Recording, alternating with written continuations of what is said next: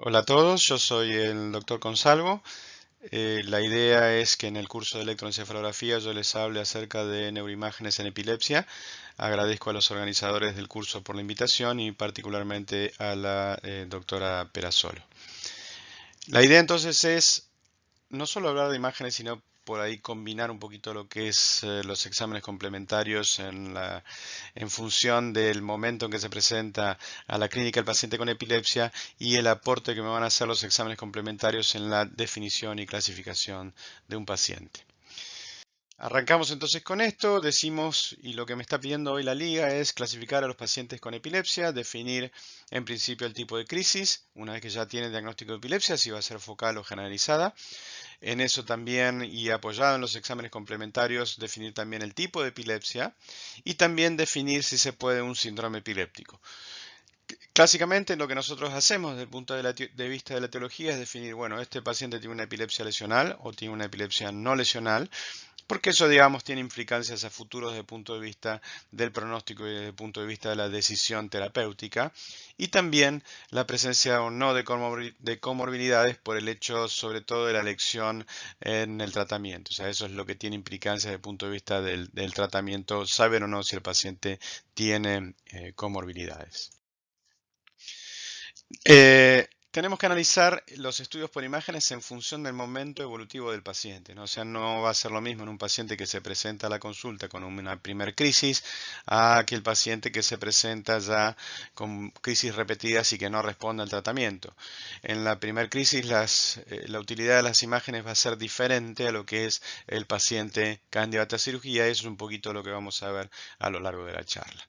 Y vamos a tomar como ejemplo un paciente que consulta por una primera crisis, esto sobre todo particularmente en la guardia, es lo que se denomina una crisis sintomática aguda y que son las que ocurren en función de algún insulto sistémico, perdón, o en relación a alguna alteración o alguna injuria cerebral aguda, como por ejemplo puede ser alguna lesión relacionada a un traumatismo de cráneo o como puede ser una lesión relacionada a un accidente cerebrovascular. O sea, es bastante frecuente, sobre todo en pacientes añosos, la presentación de crisis en simultáneo prácticamente con la presentación, por ejemplo, de un accidente cerebrovascular. A eso denominamos crisis sintomática aguda y en eso es muy útil la tomografía porque en realidad lo que me permite la tomografía es definir. Primero, tratar de aproximar al diagnóstico y después tratar de ver si requiere algún tipo de intervención más allá del tratamiento médico que uno le puede ofrecer al paciente. Si el paciente tiene una crisis no provocada, o sea, yo desde el punto de vista de la situación de emergencia descarté que el paciente tenga una crisis sintomática aguda, ahí yo voy a necesitar otro tipo de información, o sea, va a ser otro tipo de pacientes, va a ser el paciente que ya probablemente venga a consultorio con los exámenes complementarios y lo que yo voy a necesitar acá, si ya tiene el paciente o voy a orientar ese paciente a pensar que tiene epilepsia, el estudio por imágenes me va a tratar de aproximar a lo que es el tipo de crisis, porque si yo tengo una lesión focal epileptogénica, claramente ese paciente va a tener una epilepsia focal, más allá de que desde el punto de vista semiológico se presentó como una crisis generalizada.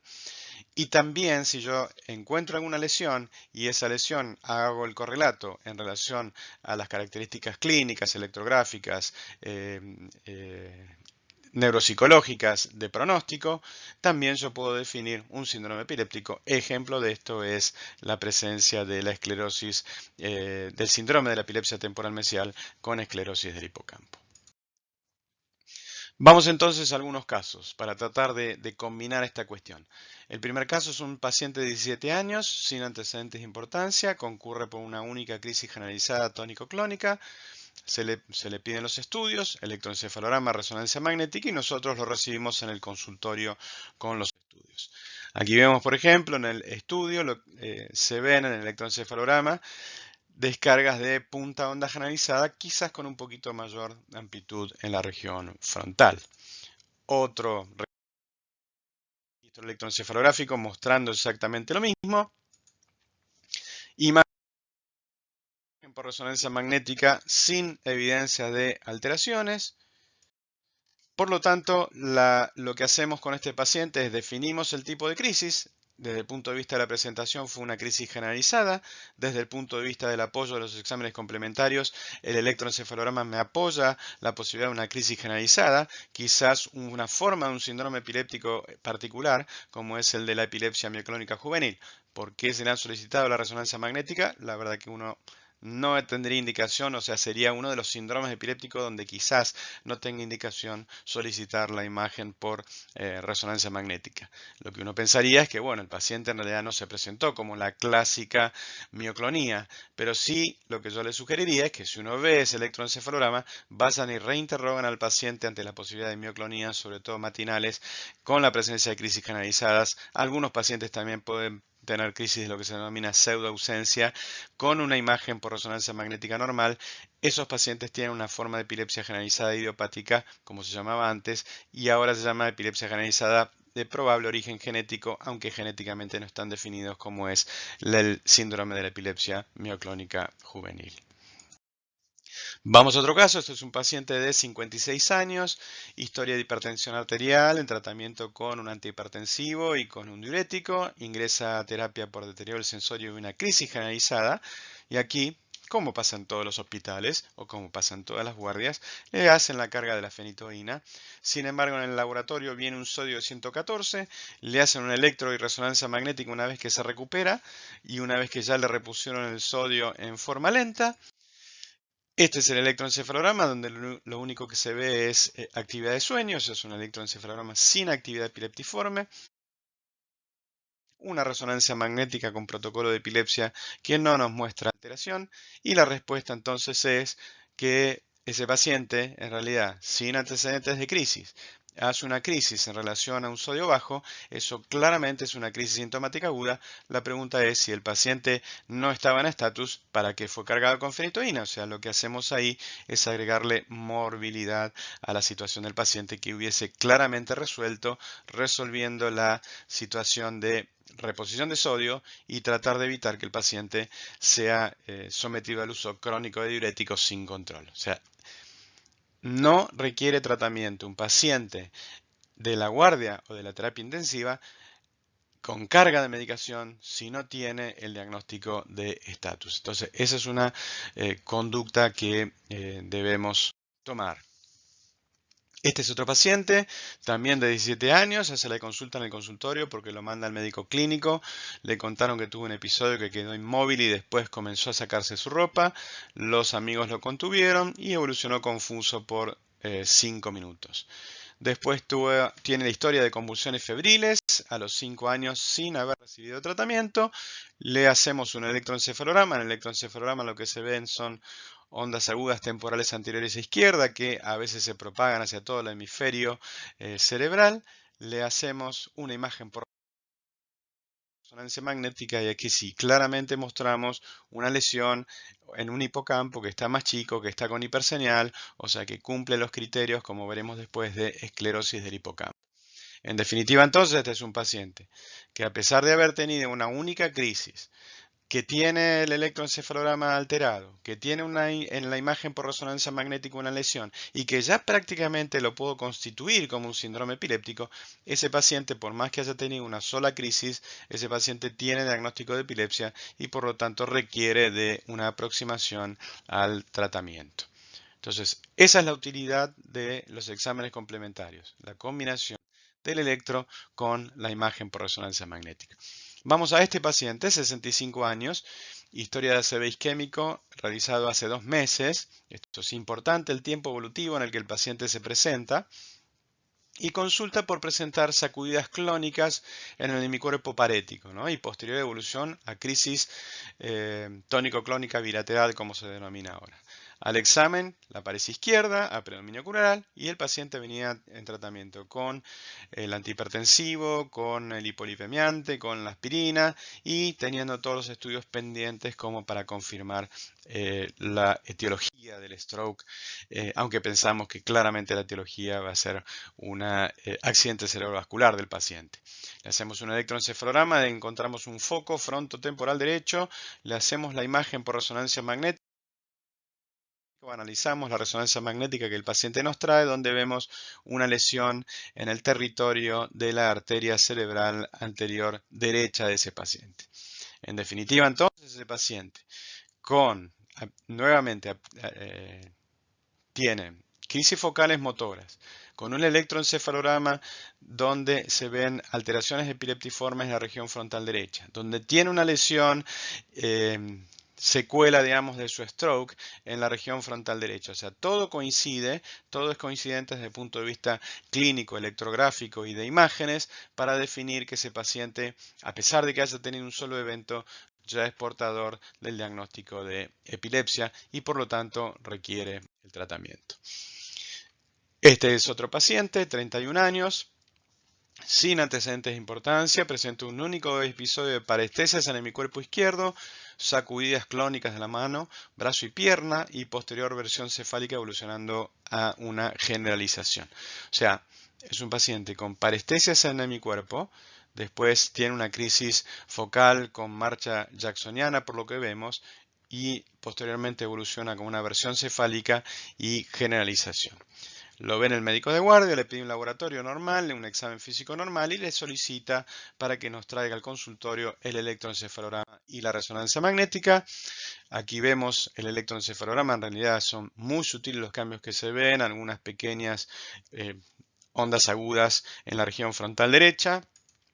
Y lo que hacemos vemos en la resonancia magnética, esta viene con ayuda porque ya es un poco difícil de ver, cómo en la región frontal derecha el paciente tiene una lesión, una deformidad en lo que son los giros corticales que se extienden hacia la profundidad de la pared ventricular, lo que se denomina una alteración del trasmanto, o sea que va desde la superficie cortical hacia la profundidad del ventrículo, por lo tanto esto constituye una displasia cortical focal del trasmanto.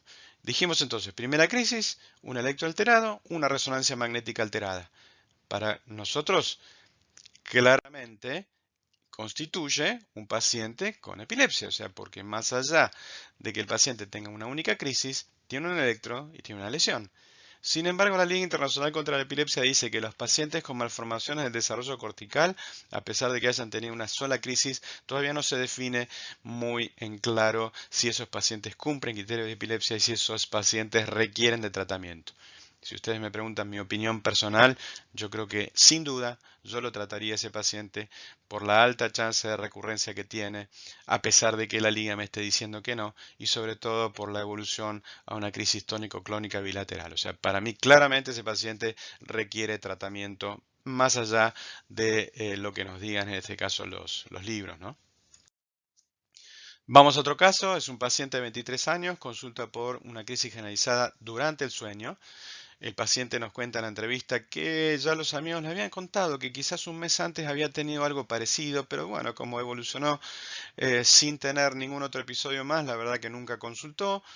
Al examen no se ve nada, ni en la historia clínica, ni en el examen físico. Vemos los estudios, tiene un electroencefalograma normal, tiene una imagen por resonancia magnética normal. Entonces la pregunta es, ¿este paciente tiene o no tiene epilepsia? Y la respuesta claramente es que en este caso el paciente clínicamente tiene diagnóstico de epilepsia porque ha tenido dos eventos separados por más allá de 24 horas y que en realidad los exámenes complementarios lo que no me están aportando a definir es la etiología ni si tiene o no una lesión estructural, pero el diagnóstico de epilepsia claramente se lo hago desde el punto de vista clínico por la presencia de dos crisis separadas en un lapso más allá de 24 horas. O sea, esto también tiene que ser claro porque un electroencefalograma normal no me invalida el diagnóstico de epilepsia y una resonancia magnética normal tampoco me invalida el diagnóstico de epilepsia que yo le puedo hacer al paciente y que lo hago en definitiva clínicamente. Bien, ya vimos algunos casos, vamos un poco entonces a ver qué utilidad tiene la resonancia magnética cuando yo le hago el diagnóstico de epilepsia y cuando me puede o no me puede venir una lesión. Entonces la resonancia magnética como pronóstico es fundamental. ¿Por qué? Porque es de un valor en la práctica diaria muy importante. ¿Y en qué me sirve? Por ejemplo, si un paciente tiene diagnóstico de epilepsia, tiene una resonancia magnética normal, lo más probable es que ese paciente tenga más chances de responder al tratamiento comparado con un paciente con una resonancia magnética anormal. ¿Sí? O sea, si la resonancia es normal, tiene más chances de responder al tratamiento con respecto a un paciente que tiene una resonancia magnética anormal. Si yo sigo evolutivamente a ese paciente se comporta como resistente, la situación se invierte. Si yo tengo un paciente con resonancia magnética normal, el pronóstico desde el punto de vista de poder ofrecerle una cirugía va a ser mucho peor comparado con un paciente que tenga una resonancia magnética anormal. ¿Sí? Entonces, fíjense cómo, desde qué momento yo lo veo, cómo la resonancia magnética me ayuda a definir un pronóstico en los pacientes. En definitiva, ¿qué es lo que yo quiero saber con los estudios por imágenes? Bueno, en definitiva, lo que ya les contaba antes, ¿no? La etiología de la epilepsia. La etiología yo la voy a definir en tres situaciones: genética, estructural metabólica y la causa desconocida. ¿Sí? Genética es lo que antes se llamaba idiopática para la clasificación vieja, estructural metabólica, que sigue siendo un poco lo que es la parte estructural, y desconocida es cuando antes se llamaba criptogénica, en realidad hoy decimos que la causa aún no se conoce. Genética es el resultado de un defecto directo genético, ¿sí?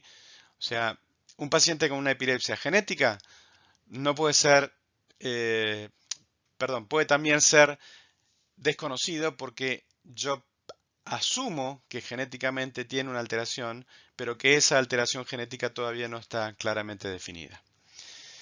El paciente con alteración genética también puede tener una lesión estructural y eso claramente se ve en los pacientes con malformaciones del desarrollo cortical. O sea, yo tengo una alteración genética que a su vez produce una alteración en lo que hace a la conformación de la corteza cerebral y esta situación confluye en un paciente en donde me da dos tipos de etiología, genética y estructural. ¿Sí?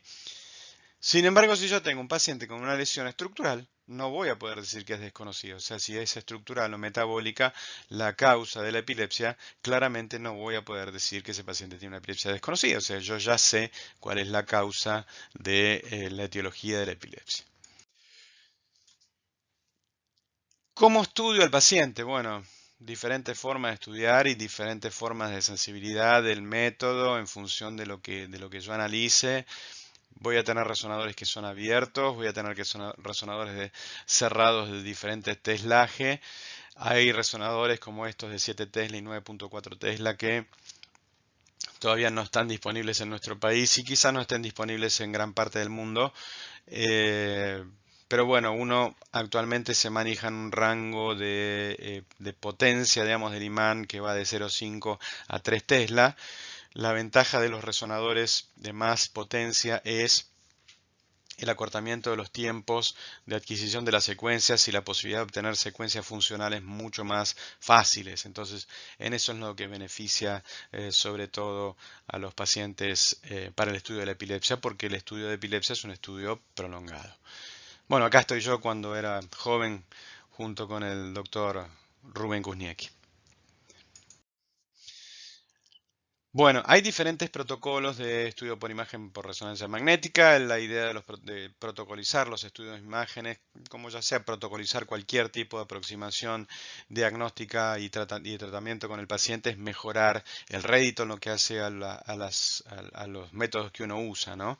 En este caso, el protocolo clásico de resonancia magnética que nosotros utilizamos es este T1 sagital, donde yo voy a ubicar el hipocampo en un corte parasagital y voy a hacer cortes perpendiculares a ese eje mayor del hipocampo y voy a obtener secuencias T2 para visualizar el hipocampo y más arriba la amígdala y también cortes coronales perpendiculares a ese perdón, perpendiculares ahora, siguiendo el eje mayor del hipocampo antes, y voy a obtener en esos cortes perpendiculares en diferentes secuencias, como son secuencias con alto contraste tisular, como el FLAIR, como el IR, y también adquisiciones volumétricas, que bueno, después más adelante yo me voy a detener un poquito más en esto.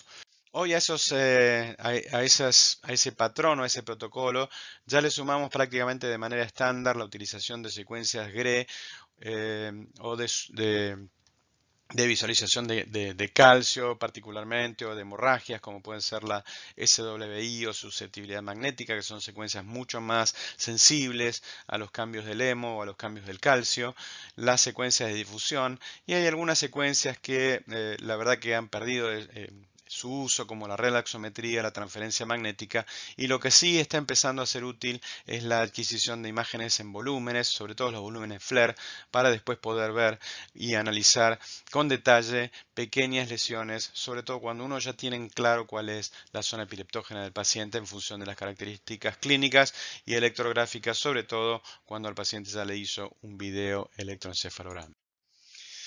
Este protocolo, bueno, se fue perfeccionando a lo largo del tiempo y se analizaron en este caso lo que se llama el Essential 6, que fueron 6 secuencias utilizadas, y se analizó, bueno, cuál fue la sensibilidad de cada una de las secuencias utilizadas en función del diagnóstico que tenía. Quizás esto es un estudio más bien que uno puede obtener información retrospectiva, pero bueno, es útil desde el punto de vista de cómo se fue mejorando, digamos, el rédito diagnóstico con cada una de las secuencias, ¿no? Y fíjense acá, por ejemplo, que el FLAIR tiene una sensibilidad del casi el 85%. Si a eso le sumamos el T2 tiene del 91%, si sumamos secuencias de hemo, de calcio, 97%, si acá le sumamos los volúmenes, 99%, y el contraste es prácticamente 100%. Si tiene una lesión, o sea, si no tiene una lesión, por más que haga lo que yo haga, no voy a mejorar ese rédito diagnóstico. Por eso está aquí, ¿no? O sea, todas las lesiones detectadas son estas y cómo se fue mejorando en función de la lesión detectada. ¿Sí? Por eso yo le decía que esto fue un análisis un poco retrospectivo y acá me falta, digamos, analizar qué pasó con los pacientes que no tuvieron el diagnóstico a través de utilizar estas secuencias o este protocolo de adquisición. En definitiva, si yo tengo un paciente con epilepsia, la chance de tener una lesión es de prácticamente el 50%, ¿sí? Si analizamos población no resistente. Fíjense acá que donde más rédito se ve es en el lóbulo temporal, ¿sí? Extratemporal es casi similar, un poquito menos, y un total de un 47%. Estos fueron nuestros números de un trabajo presentado en el 2014 y son los números de la literatura. O sea, la mitad de los pacientes tienen alguna lesión epileptogénica, eh, sobre todo en los pacientes que son no resistentes. Vamos a ver algunas de las lesiones o aquellas lesiones que sí o sí necesitamos diagnosticar a través de las imágenes por resonancia magnética y que no se pueden perder, ¿sí? Una de ellas es la esclerosis del hipocampo. Disminución de tamaño, cambio de la señal hipointenso en T1 y R, hiperintensa en T2 o FLAIR y alteración de la estructura interna, como se ve en este último volumen, o sea, el cambio de la morfología de ese hipocampo por pérdida selectiva de algunas neuronas dentro de eso es lo que conforma al diagnóstico de esclerosis del hipocampo. Con estos criterios, sensibilidad superior al 95%, especificidad superior al 95%, o sea, altamente sensible y específico a la resonancia magnética para el diagnóstico de una clásica esclerosis del hipocampo. El problema es que la verdad que muchos de estos pacientes ya no se presentan con estas situaciones clásicas en la práctica diaria. Entonces, cuando uno tiene al paciente con epilepsia, lo que no se tiene que perder como diagnóstico es, además de la esclerosis del hipocampo, la que son las malformaciones del desarrollo cortical, lo que son la presencia de tumores y lo que son las presencias de otras pequeñas malformaciones como los cavernomas. O sea, yo les diría que esas 4 lesiones son las que tienen que ser conocidas sí o sí si uno va a analizar un paciente con epilepsia y conocer que esas pueden llegar a ser la etiología de la epilepsia en sí. Analicemos un poquito las que son las malformaciones del desarrollo cortical. Las clasificaciones son múltiples y variadas. Yo acá quise ser un poco más simple y sencillo en lo que hace a la definición. No es porque esta clasificación es la que está, digamos, sino porque es más práctico, digamos. O sea, uno puede tener un paciente con lesiones focales y crisis focales, o sea, todo coincide. Puede tener lesiones focales, crisis focales, pero que desde el punto de vista de la interpretación clínica es muy difícil de interpretar de dónde están viniendo, por más que las crisis sean focales. ¿Sí? O sea, obliga ahí a una interrelación entre lo que es la característica clínica y la interpretación de la imagen que el paciente pueda tener. Que el paciente pueda tener una lesión difusa y que tiene crisis focales, eso es una situación también bastante frecuente.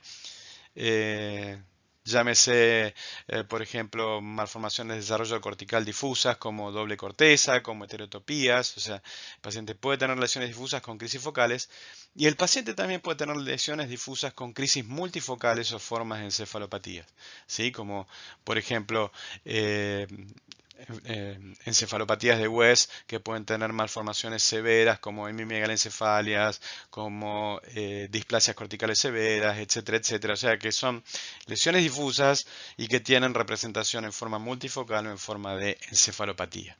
¿Sí? Como para ir pensando, digamos, desde el punto de vista de la imagen. Esta es un poco la clasificación de Barkovich, que fue modificada varias veces. Cada vez se fue complejizando, pero yo creo que la clasificación inicial es extremadamente útil. ¿Y por qué? Porque me permite clasificar a los pacientes en función del momento evolutivo que tiene que ocurrió el problema en el paciente y a su vez subclasificarlo dentro de ello en los tipos o en las alteraciones, como vamos a ver un poquito más adelante. Esto va a ser bastante más resumido porque si no sería extremadamente larga la charla y prefiero darles un pantallazo general como para que tengan así en forma eh, difusa, si se quiere, también del aprendizaje, ¿no? De las imágenes. Si no, esto sería extremadamente extenso como para hablarles. Entonces, anormal proliferación neuronal y glial o apoptosis, lo que ocurre dentro del primer momento del desarrollo de la corteza cerebral. Acuérdense que la corteza cerebral se desarrolla en los ventrículos laterales y que después migra hacia la posición definitiva en el plato cortical. Eso es el concepto de migración neuronal. Y el concepto de desarrollo postmigracional quiere decir que es en el momento en que la corteza se empieza a formar. O sea, evolutivamente es como se va diferenciando esta clasificación de Barkovich, ¿no? Dentro de este primer grupo de anomalías de la proliferación existen lo que se llama hoy las entorpatías, ¿sí? ¿Cuáles son estas entorpatías? O sea, estas anomalías en lo que es el Mammalian Target of Rapamycin, es el mTOR, que es un regulador del crecimiento de homeostasis, está representada por 4 o 5 alteraciones. Esclerosis tuberosa, hemimegalencefalia, enfermedad de Lermite-Duclos, la presencia de gangliogliomas y displasias corticales focales. O sea, eso es lo que constituye la llamada entorpatías. ¿Por qué es importante esto? Porque más allá, digamos, desde el punto de vista de las características de la lesión y de que son pacientes quizás candidatos a cirugía, uno podría ya empezar a ofrecer algún tipo de tratamiento fisiopatológico, como está ocurriendo, por ejemplo, en la esclerosis tuberosa, con determinados fármacos que frenan, digamos, o que regulan este mTOR, ¿no? Que es una vía bastante compleja dentro de lo que es el desarrollo, digamos, del sistema nervioso central. Este es el ejemplo del paciente con esclerosis tuberosa, un paciente que tiene alteraciones en las paredes ventriculares, que son pequeñas calcificaciones, que tienen los túberes y que tienen estas lesiones tras manto, ¿sí? Que van hacia la pared ventricular, que son las lesiones de sustancia blanca. Si estas son múltiples, esto es esclerosis tuberosa. Acuérdense que si esto es uno solo, probablemente uno esté diciendo que el paciente es portador de una displasia cortical focal del trasmanto, ¿sí? Y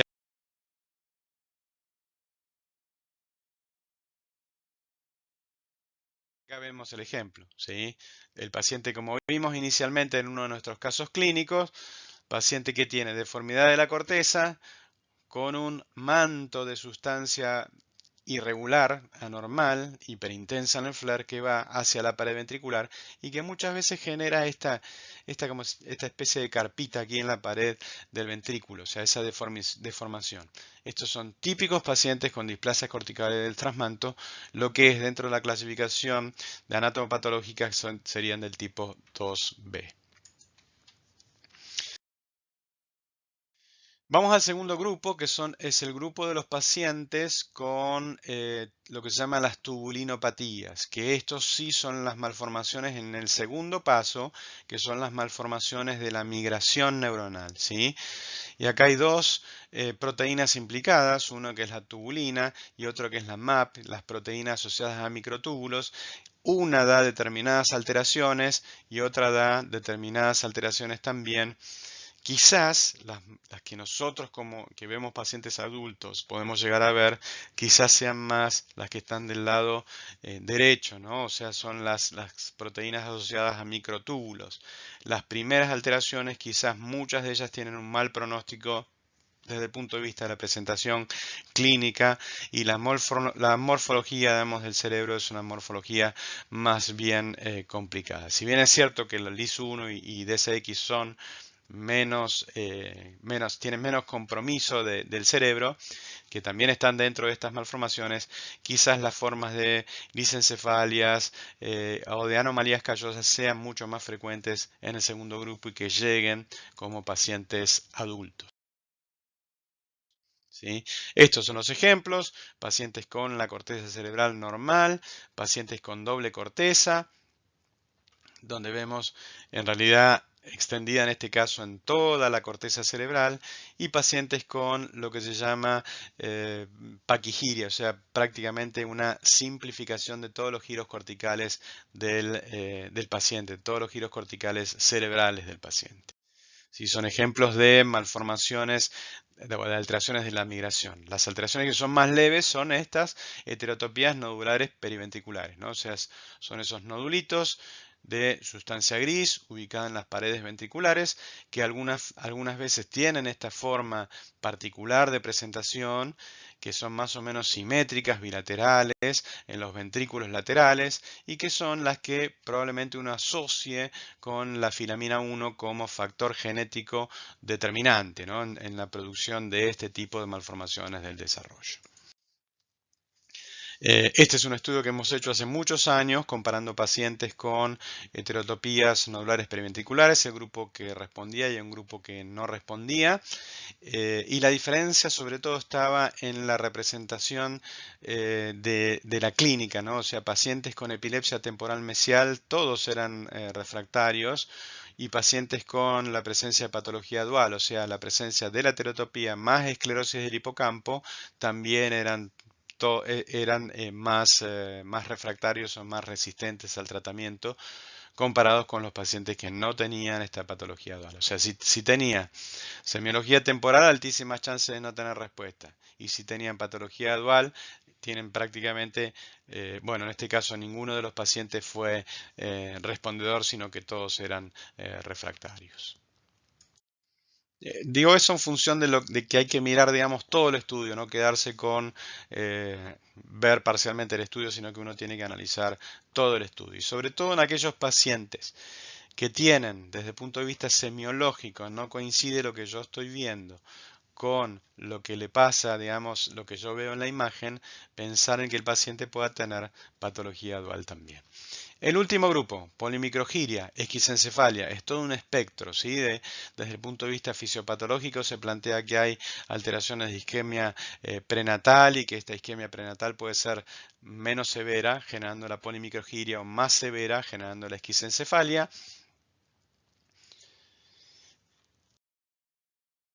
Este es el ejemplo de la polimicrogiria unilateral. Fíjense aquí cómo se ve claramente giros múltiples y pequeños, ¿no? En derredor de lo que es toda la cisura de Silvio. ¿Sí? Aquí también lo vemos en el corte coronal, aquí lo vemos en el corte coronal. Esa es una forma de polimicrogiria unilateral, o esto que es el llamado síndrome de Kuzniecki, donde la polimicrogiria se ve. Fíjense los giros múltiples y chiquititos que se ven en ambas cisuras silvianas. Fíjense acá cómo deforma en este caso también los opérculos, y el paciente generalmente se presenta con alteraciones fonodeglutorias más allá de la epilepsia, constituyendo este síndrome perisilviano o llamado síndrome de Kuzniecki también.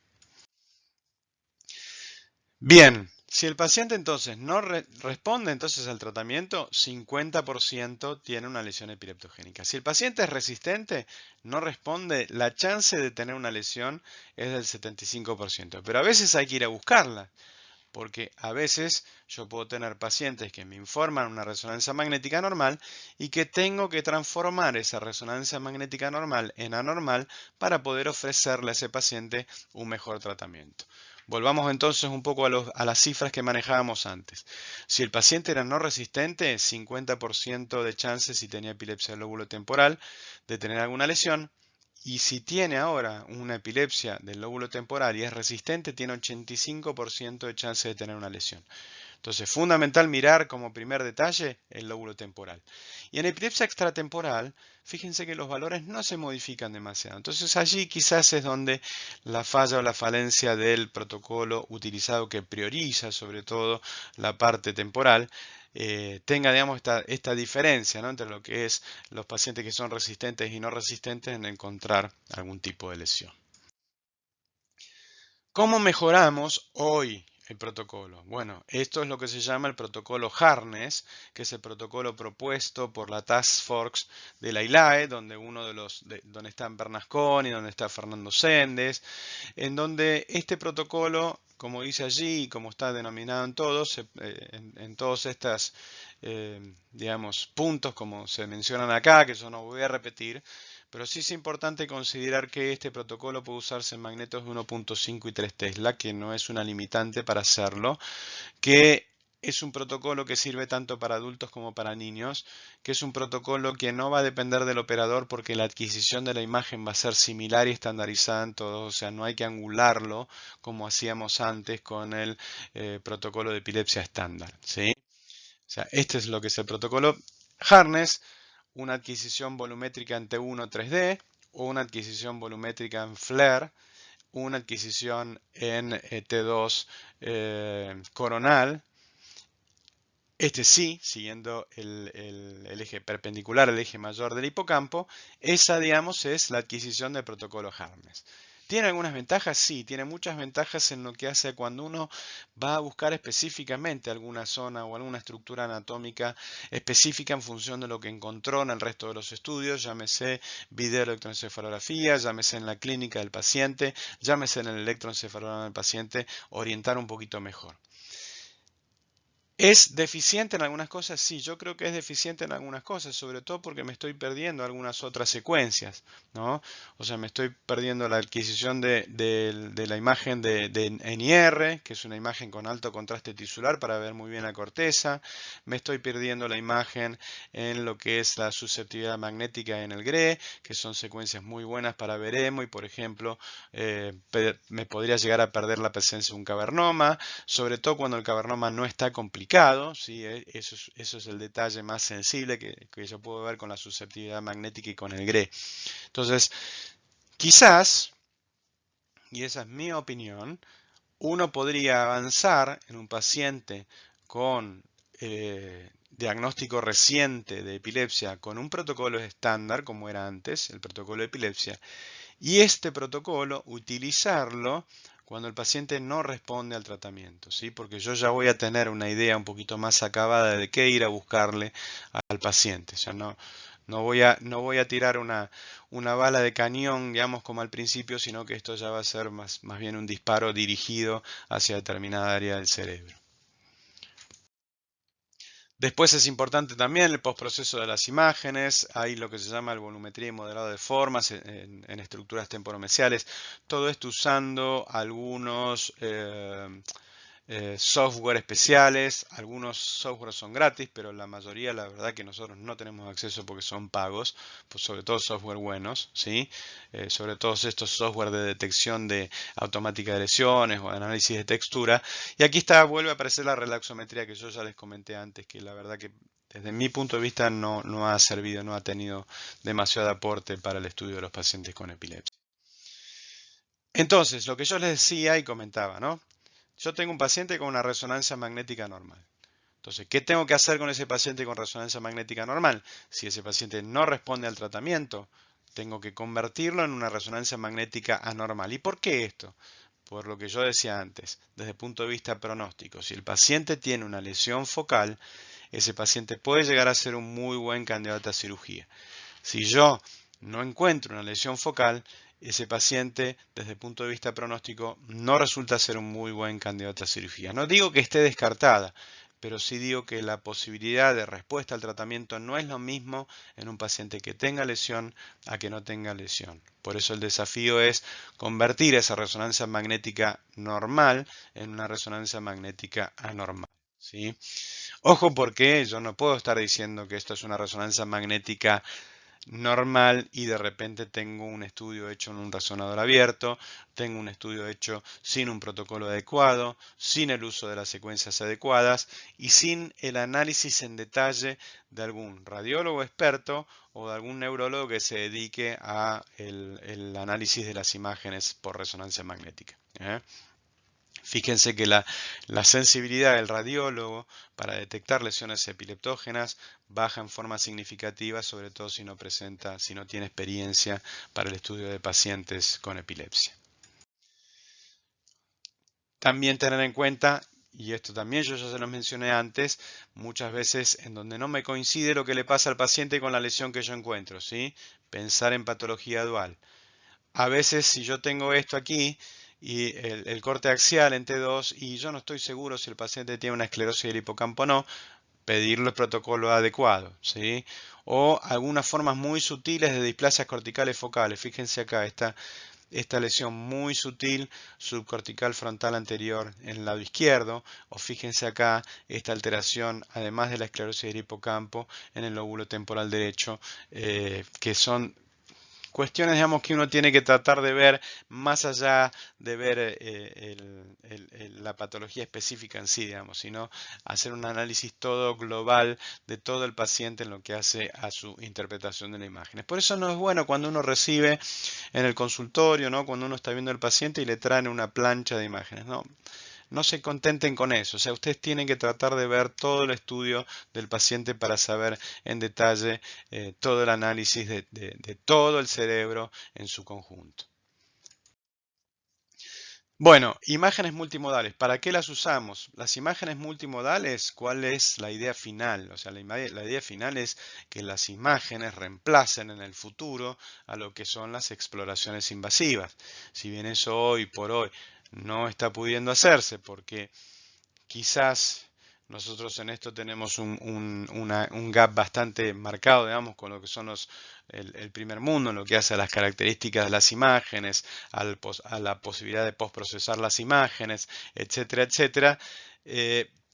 Quizás, digamos, la tendencia debería ser a usar imágenes multimodales para, desde el punto de vista, correlacionarlos con la clínica, con el electro de superficie, correlacionarlos con los hallazgos de videoelectroencefalografía y combinar diferentes métodos de imágenes para evitar lo que sería la exploración invasiva en el paciente, ¿no? O sea, utilizando el PET, utilizando el SPECT, utilizando la resonancia funcional, utilizando el DTI, o sea, son todas las imágenes que uno podría utilizar como para tratar de englobar todo en el paciente y no hacer un análisis, digamos, por separado de cada una de estas cuestiones.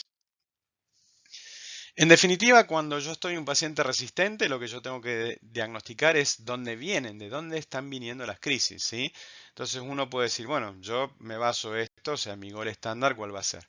El gol estándar seguramente va a ser, si yo defino cuál es la zona inicioictal, ese paciente se opera, se le retira esa zona y ese paciente nunca más vuelve a tener crisis. O sea, eso sería lo ideal, ¿no? El estándar ideal. Hoy está bastante discutido cuál es la zona de inicio ictal y qué elementos se utilizan para definir esta zona de inicio ictal. Porque uno puede valerse desde el punto de vista clínico, con las zonas sintomatogénicas, desde el punto de vista electroencefalográfico, ictal o interictal, o desde el punto de vista de otros métodos complementarios, particularmente de lo que son las imágenes por resonancia magnética, definiendo lesiones, de lo que es la espectroscopía, de lo que es el DTI, de lo que es el SPECT, el PET y de la resonancia magnética funcional.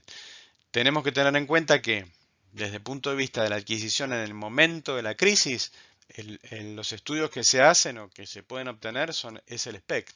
¿sí? Hay algunos estudios de PET y tal que también podrían llegar a ser útiles en situaciones puntuales donde nos pueden llegar a servir. Y no se olviden que la resonancia magnética funcional, los primeros estudios que se hicieron fue detener o detectar la crisis del paciente dentro del resonador, situación que hoy es prácticamente impracticable. Entonces, es todo el aporte de todos los estudios en el momento en que se pueden adquirir. La mayoría de ellos son interictales, o sea, interictales y en reposo, y muchas veces nos tenemos que asegurar de que ese paciente sea un estudio interictal y en reposo, ¿sí? Como por ejemplo en algunas situaciones el PET, y algunos estudios son ictales en el momento de la crisis y nos tenemos que asegurar que eso sea así, como por ejemplo en el SPECT. O sea, la inyección del SPECT tiene que ser en correlato con el estudio de video EG. Si no, es imposible saber en qué momento está teniendo el paciente o no la crisis. Eh, bueno, esto es un poco la repetición de lo mismo, ¿sí? Simplemente remarcándoles, digamos, el concepto de inicio y tal de la crisis, ¿sí? Y de cómo yo me valgo del resto de los exámenes complementarios para tratar de detectar esta zona y qué utilidad puede tener cada uno de estos métodos en confluencia para tratar de detectar lo más importante para mí, que va a ser la zona de inicio ictal. Además, en un paciente que es candidato a cirugía, si yo le encuentro una lesión, tengo que definir si esa zona del cerebro es elocuente o no es elocuente, porque yo tengo que definir si es elocuente porque le voy a tener que decir al cirujano, sí, el área epileptógena inicia en el área motora primaria y el neurocirujano me va a querer matar porque va a decir, bueno, ese paciente yo no lo puedo operar porque si lo opero me va a quedar con un déficit y hay que ver si vale la pena correr ese riesgo que el paciente quede con un déficit, ¿no? Y esa es un poco la cuestión a ver. Entonces tenemos el momento en que se realiza el estudio interictal, bueno, acá ponemos la magneto, ponemos la diffusion tensor, resonancia funcional, y el momento de obtención de la imagen de manera ictal, ¿no? O sea, ictal, en realidad no sería tan ictal, porque si uno quiere obtener una información desde el punto de vista funcional de momento, el estudio a solicitar va a ser la resonancia funcional, porque yo lo que me voy a valer es de decir, bueno, yo quiero saber si le puedo resecar o puedo avanzar más sobre el hemisferio izquierdo y quiero saber cuál es el área del lenguaje o dónde se forma el lenguaje del paciente. Bueno, entonces una resonancia magnética funcional. Yo quiero saber por dónde está pasando el área motora del pie o de la mano en función de un paciente que tenga una lesión, una displasia, por ejemplo, cortical próxima a área motora. Entonces yo voy a definir a través de la resonancia funcional anatómicamente dónde va a estar ubicada esa lesión, ¿sí? Y la diffusion tensor también acá me va a ser útil, por ejemplo, para saber en los casos donde este paciente tiene un tumor, si las fibras comprometidas van a pasar por el tumor o yo le puedo decir al cirujano, no, vas a poder hacer una buena resección porque las fibras que están llevando información que vienen de la corteza y que van hacia la corteza no están pasando cerca del tumor. Entonces se puede hacer la resección del tumor con un cierto margen. Bueno, para ir finalizando, si nosotros tenemos un paciente con epilepsia resistente, seguro hacer un video EG, ¿sí? Y acá lo que uno va a diferenciar ¿es temporal mesial o es extratemporal? ¿Sí? Y acá también uno podría decir, bueno, extratemporal y temporal lateral se comportan más o menos parecidos, ¿sí? O sea que temporal mesial es lo que más me va a diferenciar desde el punto de vista de la toma de decisiones, porque va a ser donde más fácil uno va a poder tomar decisiones, ¿sí? ¿Por qué? Porque si yo tengo una resonancia positiva, o sea, con una lesión, sin duda ese paciente va a cirugía, no necesito más nada, ¿sí? Pero si tengo una resonancia negativa, acá ya se complica la cuestión. ¿Por qué? Yo podría llegar a pedir un PET y muchos toman la decisión de con un PET positivo, con una resonancia negativa, tomar la conducta de la cirugía, o muchos dicen, no, yo prefiero hacer una exploración invasiva y en función de la exploración invasiva indicar la cirugía. Particularmente esta forma o esta vía es lo que el PET ha eliminado, digamos, la posibilidad de usar la electrocorticografía o la la exploración invasiva en los pacientes, ¿no? O sea, eso es uno de los grandes avances que hemos obtenido con el PET en pacientes con clara semiología temporal mesial con resonancia magnética normal, ¿sí? Situación bastante frecuente en nuestros días, ¿sí? La esclerosis del hipocampo parece estar como reduciéndose en frecuencia en lo que hace a la aparición en los estudios por imágenes.